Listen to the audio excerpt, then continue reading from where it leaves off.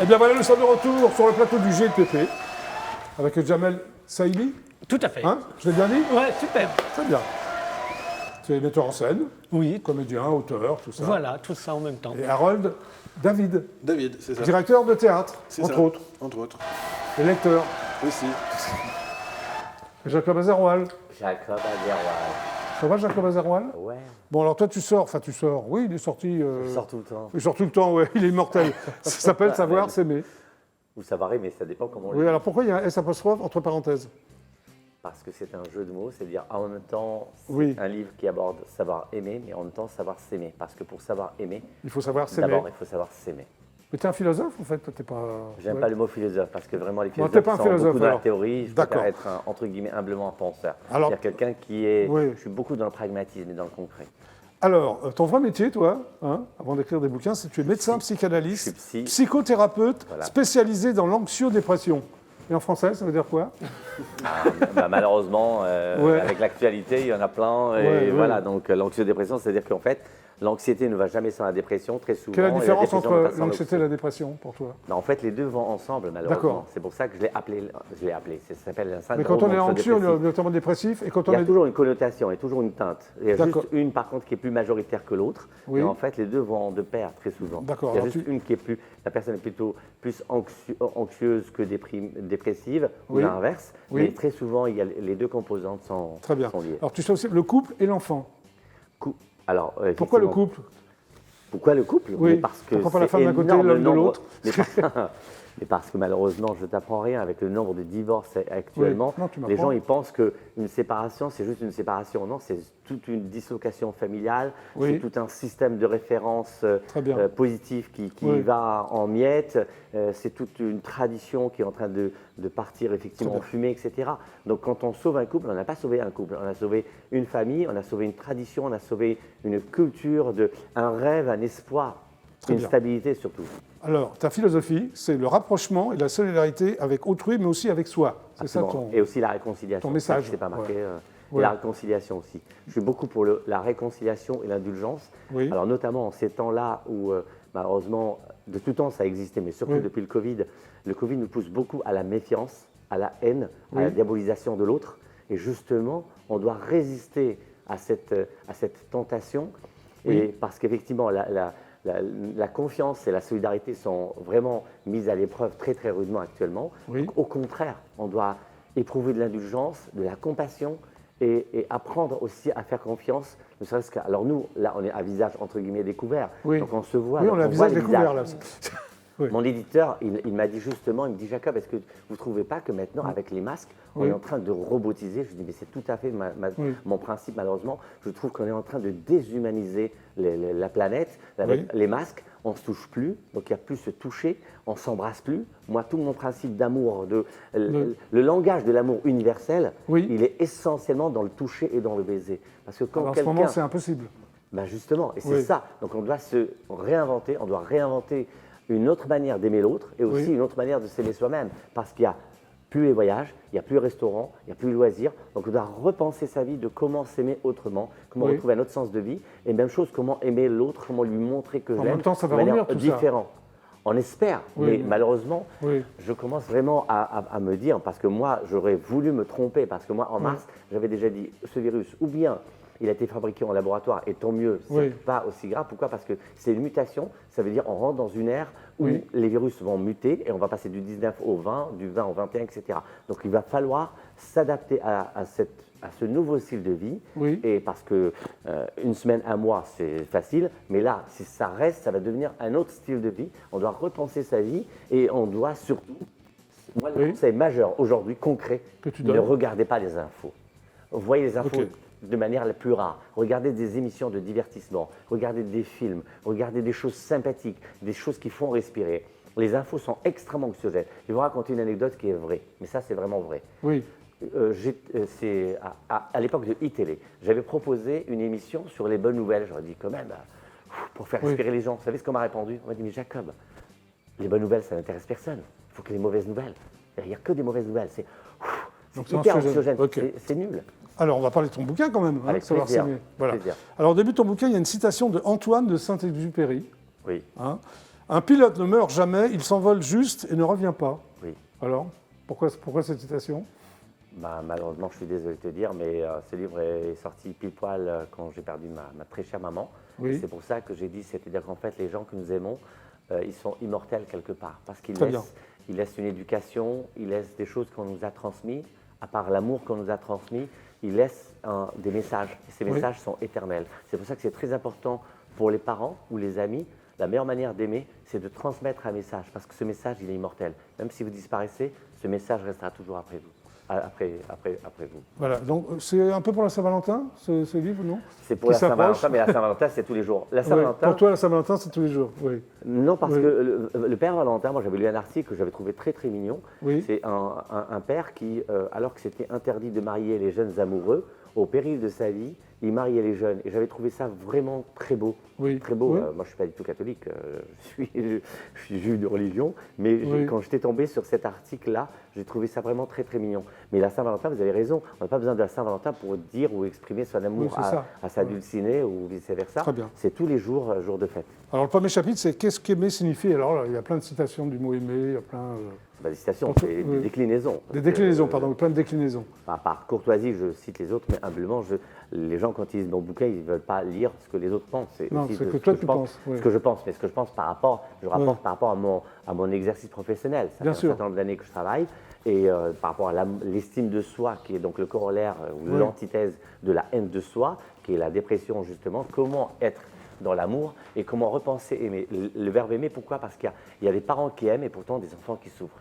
Il y a des couples qui s'aiment et pourtant les partenaires, ils souffrent. Ils vivent parfois même l'enfer. Tu as une explication à tout ça? Tu donnes une explication ou pas du tout? Bien sûr. J'essaie d'expliquer que malheureusement les gens pensent que autant pour eux c'est évident que pour conduire une voiture, il faut d'abord passer son permis de conduire, autant pour eux ils ne comprennent pas pourquoi est-ce que pour aimer, aimer ce n'est pas quelque chose de naturel. Ça se pense, ça se réfléchit. Pourquoi? Parce que si je fais naturellement, je peux faire de la peine. Et je peux même faire à l'inverse. C'est-à-dire, ce n'est pas que mon amour n'est pas productif et n'est pas efficace. Il peut même aller jusqu'à être, excusez-moi le terme, toxique. Donc, comment faire pour que l'amour soit bienveillant à l'égard de l'autre, mais même à l'égard de soi? Puisqu'il y a des gens aussi, pour s'occuper d'eux-mêmes, ils pensent que s'occuper d'eux-mêmes, c'est de la chirurgie, etc. Est-ce que c'est ça l'amour de soi? Même l'amour de soi, quand je cite d'ailleurs l'exemple de Narcisse. Narcisse, je rappelle, soi-disant, on dit que c'est quelqu'un qui s'aimait. C'est fou, il ne s'aimait pas puisqu'il meurt noyé. Et pourquoi il meurt noyé? Parce qu'il se regardait tellement dans l'eau, dans le reflet dans l'eau, qu'il tombe dans l'eau, et bien sûr, il passait sa vie à se regarder dans le miroir plutôt qu'à apprendre à nager, mais il ne savait pas nager. Est-ce que c'est ça l'amour de soi? Quand l'amour de l'autre ou l'amour de soi tue ou fait de la peine, ce n'est pas de l'amour. Donc il faut repenser son amour, sa manière d'aimer, de s'aimer et d'aimer l'autre. Tu en parles largement d'ailleurs dans ton bouquin. Absolument, et vraiment je conseille, encore une fois sincèrement, moi je n'écris pas des livres, ni entre guillemets pour l'argent, ni pour les célébrités, c'est véritablement pour partager des idées positives. Pourquoi? Parce que je le sais que des fois des conseils élémentaires peuvent changer une vie, sérieusement. On peut passer, d'ailleurs je raconte l'histoire, est-ce que je peux raconter une histoire de l'enfer et du paradis? Oui, mais elle ne dure pas 3 heures? Non. 1 heure? Non. Vas-y, raconte-la. Non, elle est rapide.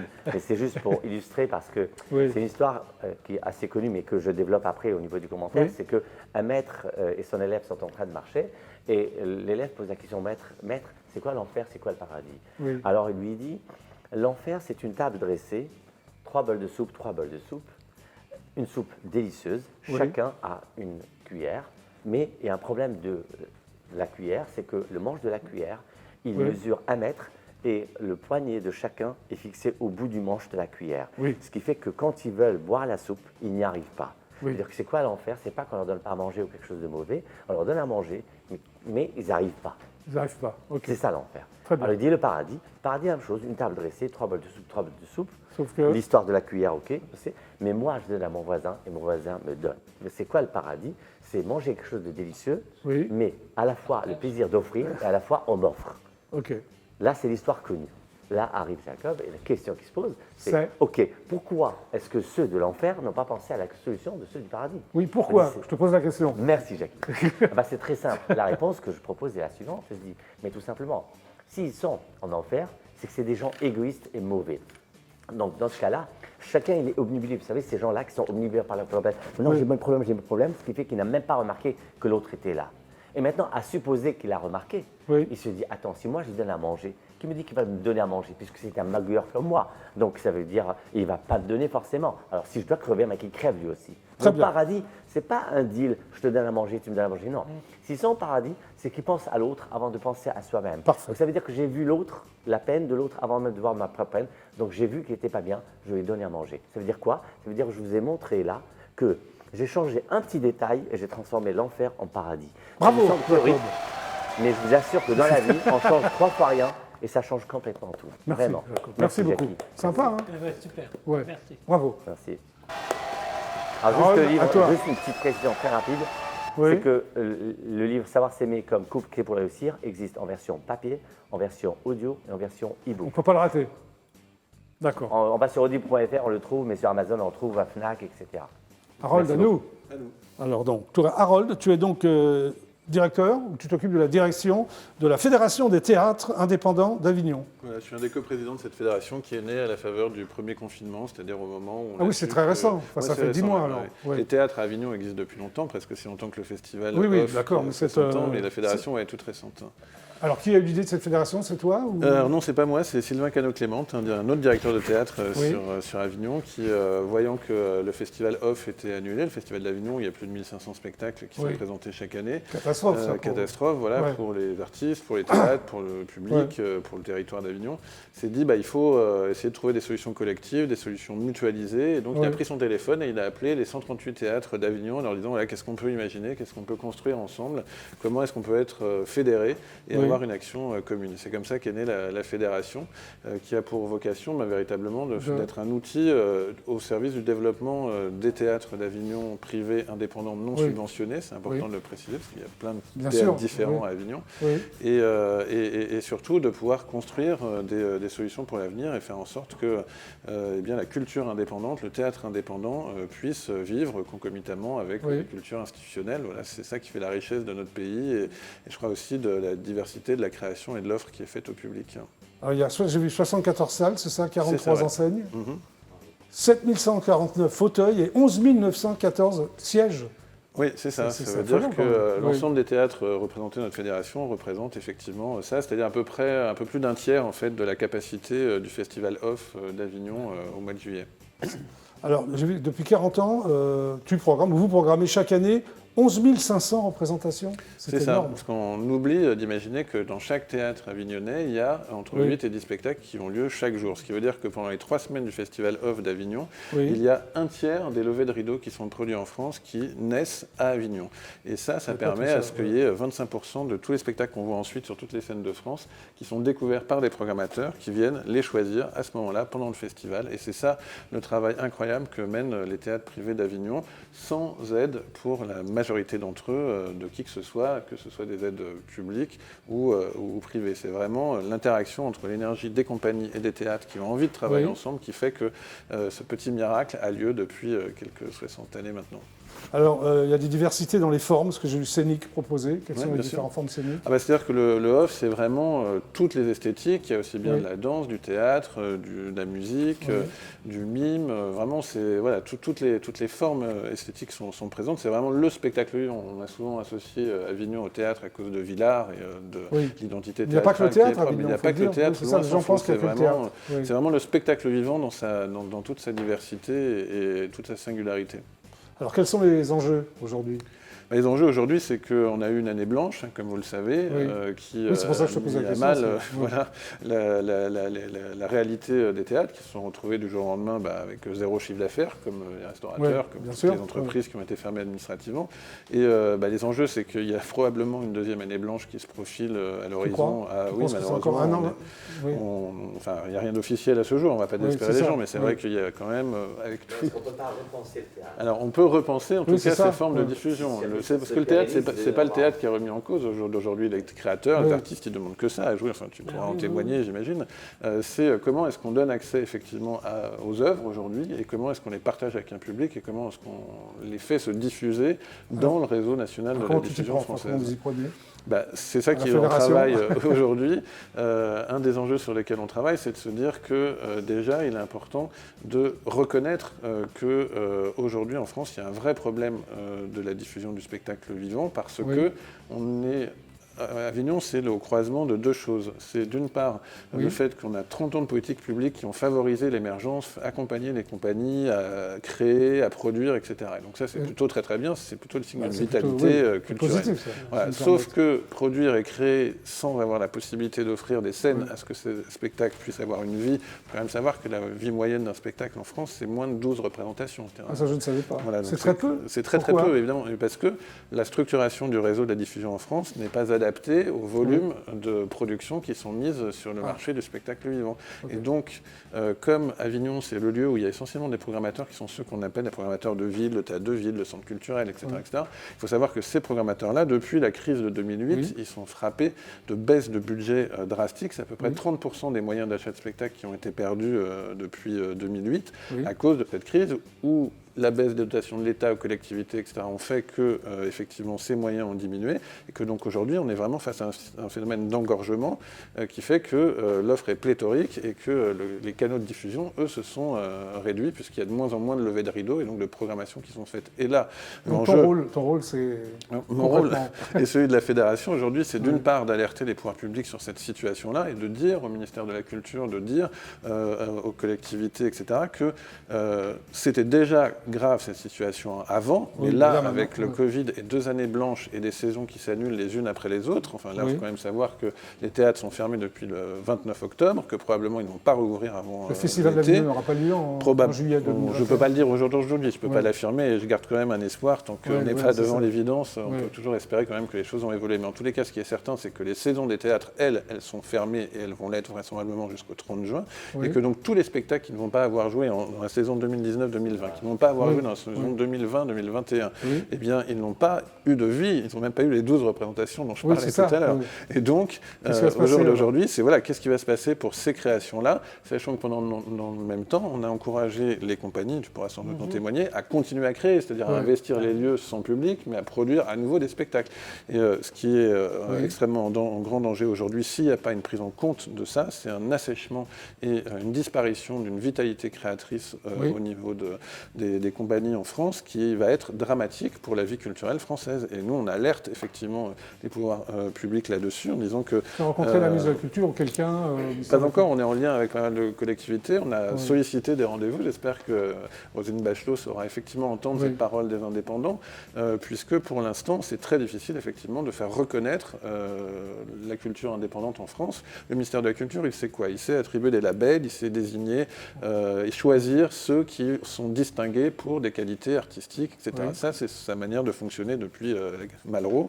Et donc, il sait faire ça, le ministère de la Culture. Mais depuis de nombreuses années, ce qui a émergé, c'est tout un pan de la culture qui est beaucoup moins identifié par le ministère, qui est ce qu'on appelle la culture indépendante, qui existe dans les tiers-lieux, qui existe dans les salles de théâtre privées comme les nôtres à Avignon, et qui est tout aussi importante et complémentaire de la culture institutionnelle. Et il faut que le ministère prenne ça en compte, il faut que Mme Bachelot puisse embrasser l'ensemble de l'offre culturelle en France pour pouvoir l'accompagner au mieux et faire en sorte que, comme elle l'a dit à plusieurs reprises, et encore au Sénat la semaine dernière, elle souhaite qu'il n'y ait aucun trou dans la raquette et qu'il n'y ait personne qui soit laissé sur le bord de la route. Eh bien, c'est le moment de le prouver dans le cadre du plan de relance qu'elle a fait voter pour le budget 2021 du ministère de la Culture, et on espère vraiment qu'elle sera à la hauteur de ses engagements. J'espère, pour vous, pour toi d'ailleurs. On l'espère pour la culture, c'est pas tellement pour nous. Nous, on a juste une réalité d'entreprise, mais ce qui est important derrière, c'est vraiment ça, c'est la création et la culture. Essentiel. Qu'est-ce qui est essentiel? Moi, en tant que psy et coach de vie, pour moi, l'art dans son ensemble, notamment le théâtre, le cinéma, sont essentiels parce que si j'enlève le plaisir n'est pas le sens de la vie, mais le plaisir, c'est ce qui nous aide à supporter la morosité, la bêtise humaine, etc. Si j'enlève la bêtise, je stérilise la population. Donc les gens, quand ils vous disent « Ah, mais l'art n'est pas essentiel, le théâtre, c'est pas essentiel, le cinéma n'est pas essentiel, etc. etc. », c'est une grave erreur parce qu'on a besoin de plaisir pour survivre, mais survivre dans le sens même de vivre. Donc on a besoin. Et c'est ça aussi qu'il faut mettre, c'est ça qu'on doit mettre en avant. Le non essentiel, c'est stupide. La non-essentialité, elle est non essentielle par rapport à la vie économique. Pourquoi est-ce qu'on a décidé que la culture était non essentielle? Mais pourquoi est-ce que vous voulez que les gens ils aillent au travail s'ils n'ont plus de sens de vie, s'ils n'ont pas de moteur? C'est pas moi qui vous convaincre. Je veux dire, c'est que tu dois pas le convaincre. Il y a plus de couleurs que ce qu'il y a. C'est austère, on n'est pas des animaux. Si ça a été déterminé comme étant non essentiel, et cette formule a été utilisée, c'est parce que par rapport à la vie économique, ce n'est pas essentiel. En tout cas, d'un certain point de vue, qui est qu'il faut que les gens ils aillent consommer et ils aillent bosser. Moi, dans le coaching, je suis beaucoup pour le coaching avec la notion de plaisir. Vous savez, de venir au travail avec le plaisir. Mais s'il n'y a pas de plaisir, il n'y a plus rien. Donc même l'économie, elle se fait ressentir. Moi, quand je coach des employés dans une entreprise, c'est justement pour leur apprendre à avoir des étincelles dans la tête, avoir de la joie, des papillons dans le ventre et non pas des crampes d'estomac. Quelqu'un qui n'a plus de plaisir, il n'a pas envie de travailler. Donc même sur le retentissement économique est énorme. Si je stérilise, s'il n'y a plus de plaisir. Mais malheureusement, au jour d'aujourd'hui, c'est bien le problème, c'est ça qui n'est pas entendu et pris en compte. C'est ça qu'il faut mettre en avant. Alors, tu es aussi responsable, parce que j'ai vu des programmes nationaux d'intervention d'écrivains. Ça consiste en non, quoi? c'était il y a très longtemps ça. Oui, J'ai travaillé pour la Maison des écrivains de la littérature à Paris et en fait, je m'occupais de programmes nationaux effectivement d'intervention d'écrivains, notamment dans les écoles et dans les universités. Donc l'idée, c'était... Non, ça, j'ai arrêté de le faire, c'était il y a quelques années. Avec plaisir. Bonne chance alors. Eh bien, merci. Voilà. Applaudissements pour Harold, David. Jamel, ça va Jamel? Donc, toi, tu es donc comédien, auteur et metteur en scène. Voilà. Tu es plus comédien ou non, les trois à la fois ou... Je fais les trois à la fois, effectivement. Oui, d'accord. Oui? On a un petit souci de micro, tu peux lui donner le micro main, s'il te plaît? Ah oui, il a disparu ton micro? Ah non, tu as un souci de micro. Prends le micro main, Jamel. Voilà. J'ai dû bouger. Oui, tout est de ta faute, C'est à Jamel. cause de mon déhanché, à mon avis. Alors, tu t'occupes de la DS Company, c'est que tu as créé, tu as fondé? Non, pas du tout. Moi, je suis au service de la DS Company. Alors, c'est quoi la DS Company? C'est une compagnie de théâtre et qui fait en dehors en dehors du théâtre classique, on fait beaucoup de théâtre de prévention et de sensibilisation. Alors, c'est quoi sur différents sujets comme parler du VIH ou parler comment dire. On a pas mal de spectacles, notamment comme la pièce pour laquelle j'étais venu la dernière fois pour présenter on va en parler après. Voilà, les violences conjugales, le rôle des aidants dans la difficulté d'être un aidant familial. C'est toujours, c'est pas évident d'avoir des aides, de s'occuper, d'avoir une famille, un travail et de s'occuper d'un parent ou d'un enfant. Bien sûr. Voilà. Donc, par le biais du théâtre, aborder tous ces sujets un peu sensibles. Elle existe depuis combien de temps? Elle est depuis 98. D'accord. Donc c'est une grande fille. C'est une grande fille. Voilà. Non, c'est vraiment spécial, vous occupez de vraiment, c'est très précis, quoi. Oui. C'est très pointu. Voilà, alors, il y a une pièce qui s'appelle Mon colon à 50 ans. Voilà, ça, c'est une pièce alors, sur le... Qui est produite aussi par la DS Company. Tout à fait, dans laquelle je joue, là, pour le coup. Oui. C'est une pièce humoristique pour la prévention de différents cancers, et notamment le cancer du côlon, pour se faire... voilà. Très bien. Il y a une pièce qui s'appelle Exit. Alors Exit, oui, qui parlait également là du trouble du comportement alimentaire et jusqu'où ça peut aller, l'anorexie, la boulimie, et tout ça, c'est toujours mis en scène. C'est toujours des propos engagés quand même. C'est engagé. Alors après, je viens, comme j'avais déjà dit la dernière fois, à la base, je viens du comique. J'ai fait du one-man show et des choses. C'était humoriste au départ, toi? Classique, oui. Mais après, c'est vrai qu'avec la DS Company, on s'est davantage orienté vers ce genre de... à propos tu formes un duo comique qui s'appelle Odile, c'est ça? Et Barnabé. Voilà, donc moi je fais Barnabé. Oui, sans doute, tu ne fais pas Odile. Mais tu le fais encore? Enfin, tu fais malheureusement, tu ne peux pas. Alors c'est en stand-by. Donc ça, c'est un duo. Divorcé, c'est un mec qui joue une fille, et je peux te dire, c'est mais je l'ai vu.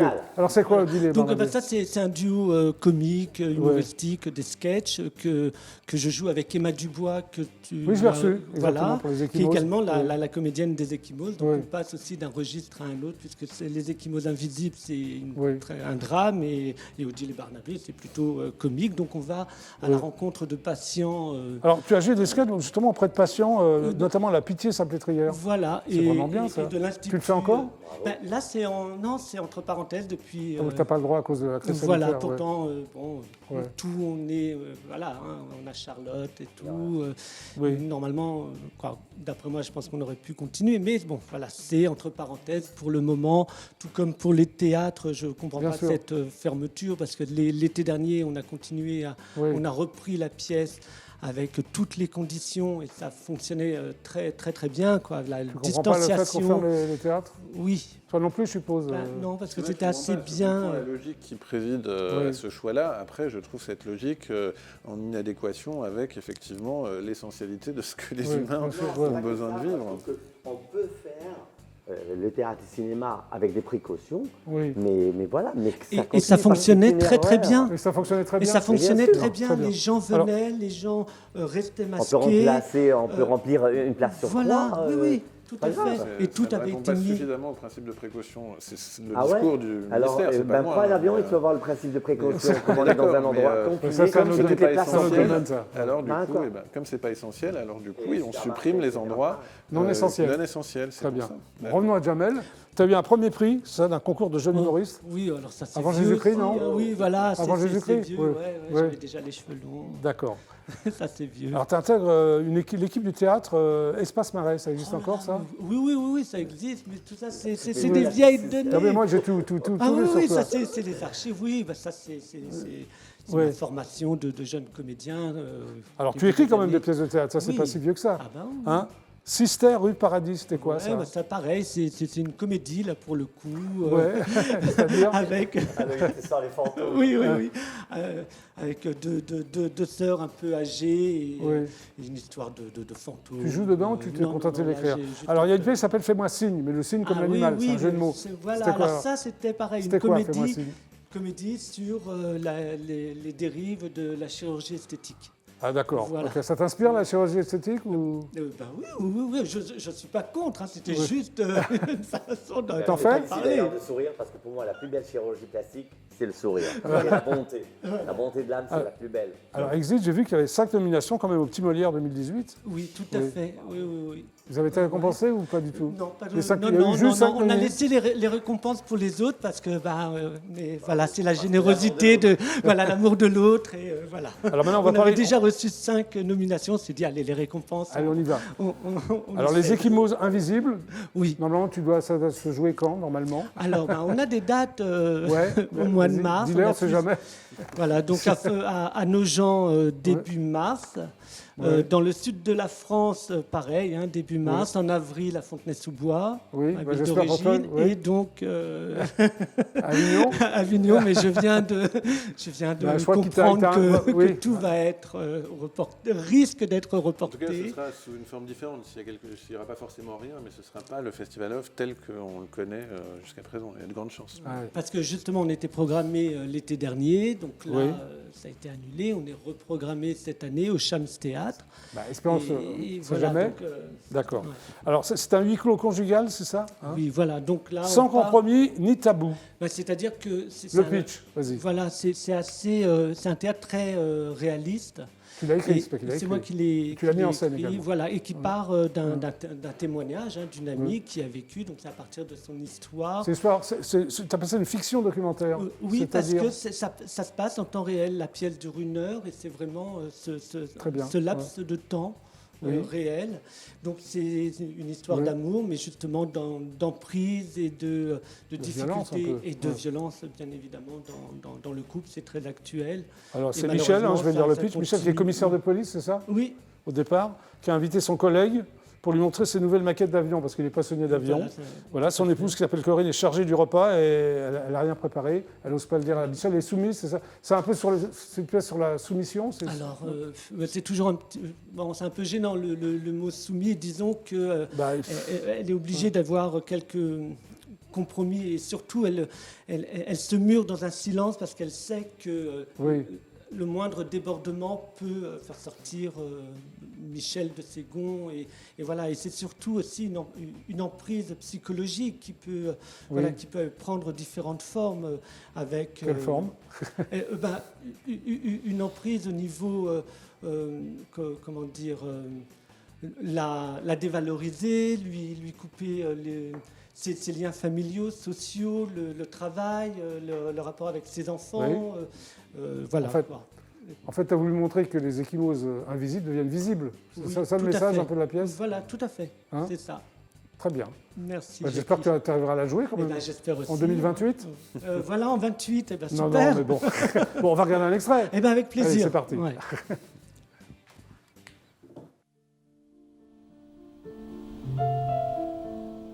Michel, le gouffre dans lequel je m'effondre est sur le point de m'anéantir. Le pilastre de ma vie va se refermer douloureusement.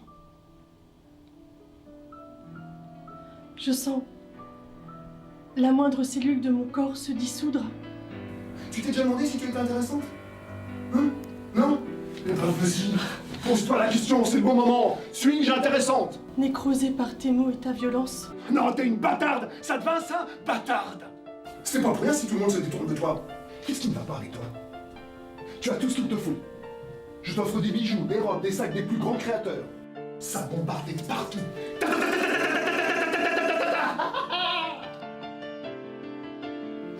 Laisse ma mémoire supprimer l'homme que j'ai chéri de tout mon être.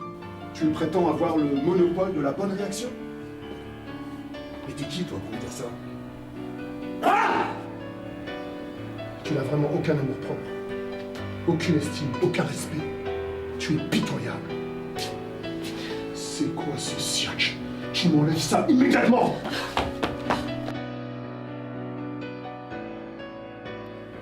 Tu vois beaucoup, Michel. Tu fermes ta gueule et tout le monde te changer! Pardon de ne pas avoir su vous protéger. Pardon de ne pas avoir été la maman forte que vous réclamiez. Si tu m'aimais autant que moi je t'aime, jamais tu m'aurais dit ça! Regarde à quel point nous nous aimons, toi et moi. N'oublie pas. Je t'aime. Je t'ai tout donné! Tout! Tu comprends ça ou pas? Je ne veux plus que ma chair porte les stigmates de ta virilité.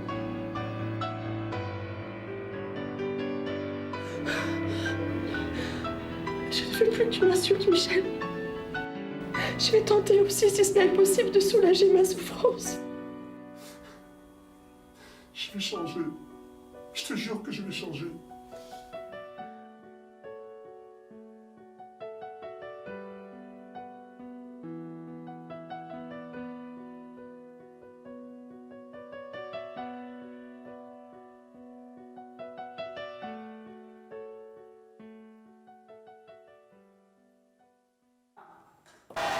Les Eskimos invisibles.